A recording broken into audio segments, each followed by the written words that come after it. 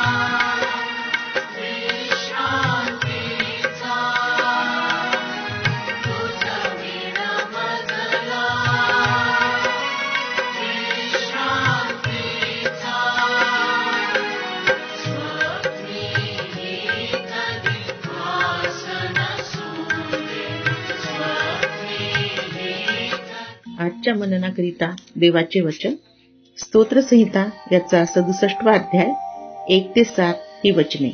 स्तोत्रसंहिता 67 1 ते 7 ही वचने. देवाने आम्हावर दया करावी व आम्हास आशीर्वाद द्यावा. त्याने आपला मुखप्रकाश आम्हावर पाडावा, यासाठी की पृथ्वीवर तुझा मार्ग कळावा, सर्व राष्ट्रास तू सिद्ध केलेले तारण विदित व्हावे. हे देवा, राष्ट्रे तुझी स्तुती करोत, सर्व राष्ट्रे तुझी स्तुती करोत. राष्ट्रे हर्षोत व जयघोष करोत, कारण तू राष्ट्रांचा न्याय सरळपणे करशील व पृथ्वीवरील राष्ट्रांना मार्ग दाखवशील. हे देवा, राष्ट्रे तुझी स्तुती करोत, सर्व राष्ट्रे तुझी स्तुती करोत. भूमीने आपला उपवास दिला आहे. देव, आमचा देव, आम्हास आशीर्वाद देव. देव आम्हास आशीर्वाद देव व पृथ्वीच्या सर्व सीमा त्याचे भय धरोत. देवाक वाचलेले वचन आपणासाठी आशीर्वादित करो. येशू ख्रिस्ताच्या पवित्र नावास सलाम. आपण या सकाळी स्तोत्र संहिता याचा 67वा अध्याय आणि त्याची 1 ते 7 वचन वाचली. विशेष करून आपण पहिले जे वचन आहे त्यावर थोडंसं लक्ष केंद्रित करूया. पहिल्या वचनामध्ये विशेष करून 3 प्रकारच्या गोष्टी स्तोत्रकर्त्याने सांगितलेल्या आहे. आणि स्तोत्रकर्ता म्हणतो की देवाने आमच्यावर दया करावी व आम्हाला आशीर्वाद द्यावा, त्याने आपला मुख प्रकाश आमच्यावर पाडावा. पहिली जी गोष्ट आहे ती देवाची दया. आणि या ठिकाणी स्तोत्रकर्ता म्हणतो की देवाने आमच्यावर दया करावी. खरोखर माझ्या प्रियांनो, आपला जो परमेश्वर आहे तो दयाळू आहे, कणवाळू आहे, कृपाळू आहे आणि सदोदित तो आपल्यावर दया करीतो. आणि या ठिकाणी स्तोत्रकर्ता म्हणतो की देवाने आमच्यावर दया करावी. आणि ती दया का करावी? कारण त्याच्या दयेमुळे मला आशीर्वाद मिळावा.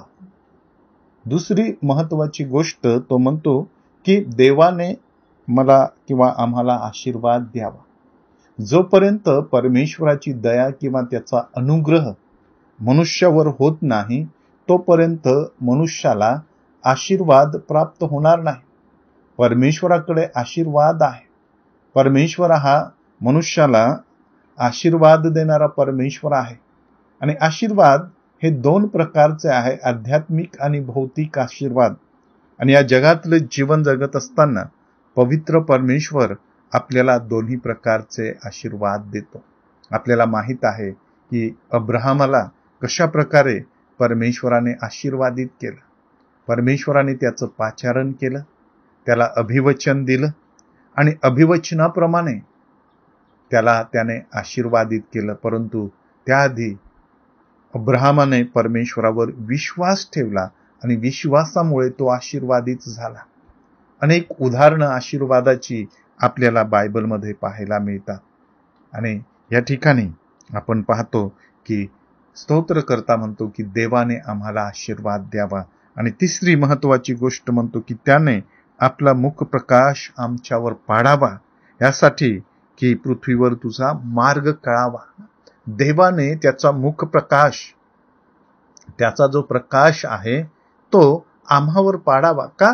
कारण त्याच्या मुखप्रकाशाने पृथ्वीवर जो मार्ग आहे तो आम्हाला दिसतो, तो कळतो. कारण या पृथ्वीवर दोन प्रकारचे मार्ग आहे आणि कोणत्या मार्गाने मी आणि तुम्ही चालावं ह्याचं मार्गदर्शन परमेश्वर मला आणि तुम्हाला करतो. जोपर्यंत परमेश्वराचा मुखप्रकाश आमच्यावर पडत नाही तोपर्यंत आम्ही योग्य मार्गाने चालू शकत नाही. मुखप्रकाशामध्ये राहून आम्ही सत्कृत्य करू शकतो. आणि म्हणून या ठिकाणी स्तोत्रकर्ता म्हणतो की देवाने आमच्यावर दया करावी, ह्यासाठी की त्याने आम्हाला आशीर्वादित करावं.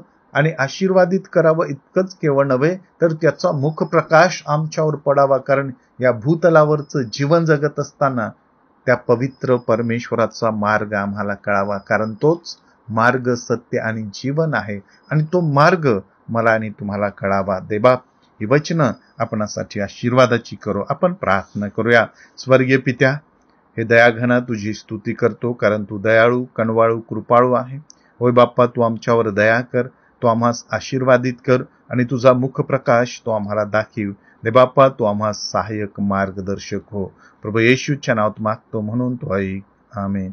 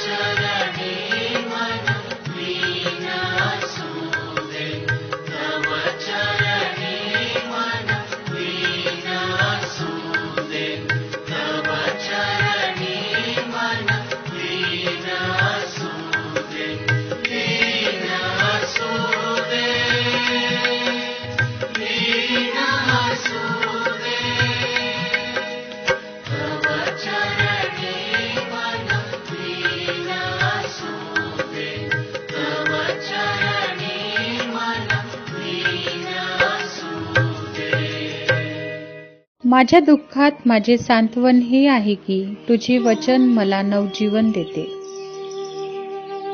आमचा टोल फ्री नंबर 1-800-2700-333.